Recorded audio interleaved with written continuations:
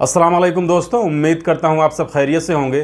दोस्तों, आज की इस वीडियो में सऊदी अरबिया की कुछ ज़रूरी और बड़ी खबरें आप लोगों के साथ शेयर करने वाला हूँ।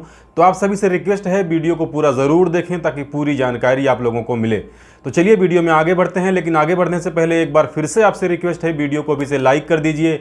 चैनल को अगर अभी तक आपने सब्सक्राइब नहीं किया है तो चैनल को सब्सक्राइब करके बेल आइकन को प्रेस करके ऑल पे सिलेक्ट कर लीजिए ताकि हमारे आने वाली दूसरी वीडियो का भी नोटिफिकेशन आपको मिले। तो आज की इस वीडियो में गैर मुल्कियों के लिए एक बहुत ही इम्पोर्टेंट न्यूज़ है जो मिनिस्ट्री ऑफ ह्यूमन रिसोर्स की तरफ से आई है, और इस जानकारी को लेके बहुत सारे गैर मुल्कियों के अंदर एक कन्फ्यूज़न सी बनी रहती है। मिनिस्ट्री ऑफ ह्यूमन रिसोर्स से पूछा गया कि जब आदमी छुट्टी पे जाता है तो उसका जो लीव सैलरी बनता है वो किस हिसाब से बनता है। जो उसकी बेसिक सैलरी कॉन्ट्रैक्ट पे मेंशन है उसके हिसाब से उसको मिलना चाहिए, या उसकी जो हकीकी सैलरी है जो उसको फ़िलहाल मिल रही है। कोई भी जब सऊदी अरबिया के अंदर काम करने आता है तो उसके कॉन्ट्रैक्ट में 8 घंटे की एक बेसिक सैलरी लिखी होती है।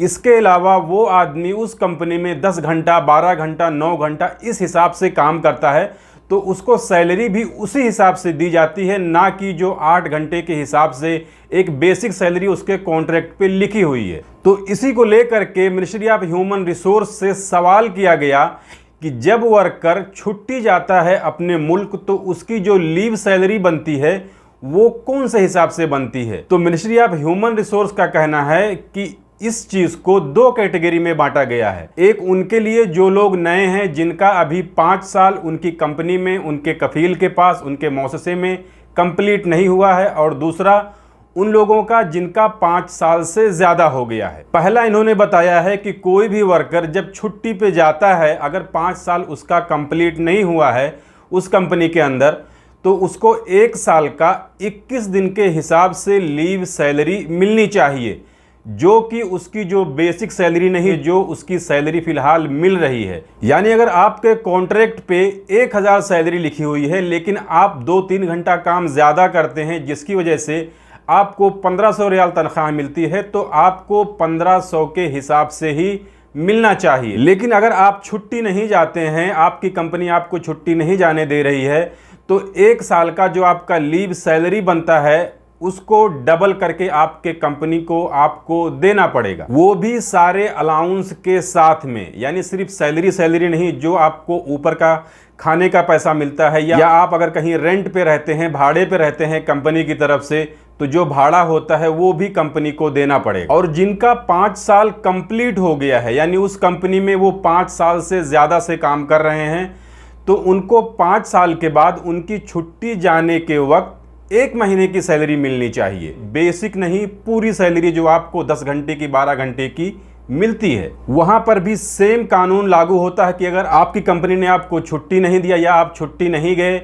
तो जो 1 महीने की सैलरी आपको मिलनी चाहिए 1 साल की, उसको डबल करके आपकी कंपनी को आपको देना पड़ेगा। यानी अगर आपका 5 साल उस कंपनी में कंप्लीट नहीं हुआ है तो 1 साल के हिसाब से 21 दिन का पैसा आपको, जो आपकी सैलरी है पूरी, ये नहीं कि बेसिक, उस हिसाब से आपको मिलना चाहिए। और अगर आप 5 साल से ज़्यादा उस कंपनी में रुक गए हैं तो फिर 1 महीने के हिसाब से ये पैसा आपको मिलना चाहिए। मिनिस्ट्री ऑफ ह्यूमन रिसोर्स की तरफ से ये बात लेबर लॉ के आर्टिकल 2 यानी दफ़ा 2 में जो लिखा गया है उसके आधार पर उन्होंने कहा है, लेकिन हकीकत क्या है वो सब जानते हैं। इसके अलावा सऊदी अरब ने सारे टूरिज़्म कंपनियों को जो टूरिस्टों को वीज़ा प्रोवाइड करती हैं उन सबको एक वार्निंग दी है कि 9 जून के बाद से 1 महीने तक किसी भी टूरिस्ट को सऊदी अरबिया के अंदर 4 एयरपोर्ट पर एंट्री नहीं मिलेगी। इसमें जिद्दा, मदीना, ताइफ और यम्बू शामिल हैं। यानी इन 4 एयरपोर्ट पर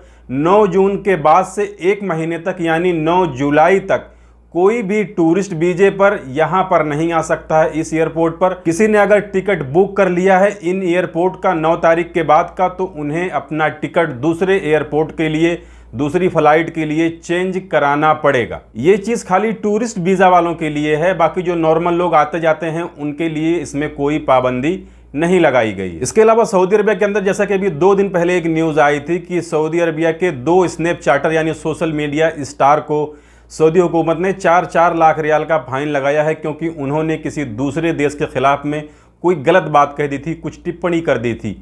तो इसी तरह का केस एक और आया है। सऊदी अरब में एक दूसरे देश की स्नैपचैटर थी, सोशल मीडिया स्टार थी, जो सऊदी अरबिया के अंदर विजिट वीजे पर आई हुई थी। यहां आने के बाद में उसने किसी तंबाकू वाली चीज का एडवर्टाइज कर दिया। तो जैसा कि सऊदी अरबिया के अंदर कोई भी कमर्शियल एड करने का एक परमिशन लेना पड़ता है अथॉरिटी से, और दूसरी चीज़ तंबाकू वाली चीज़ों को तो वैसे भी प्रमोट नहीं कर सकते हैं।